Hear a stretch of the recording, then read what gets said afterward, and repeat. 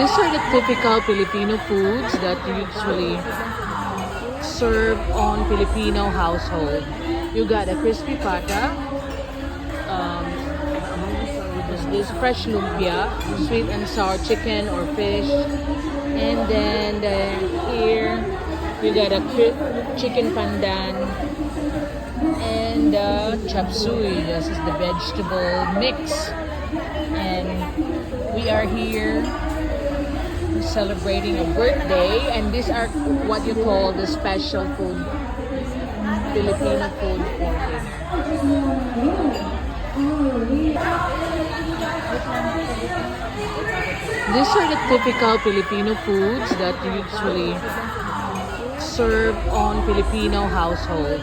You got a crispy pata,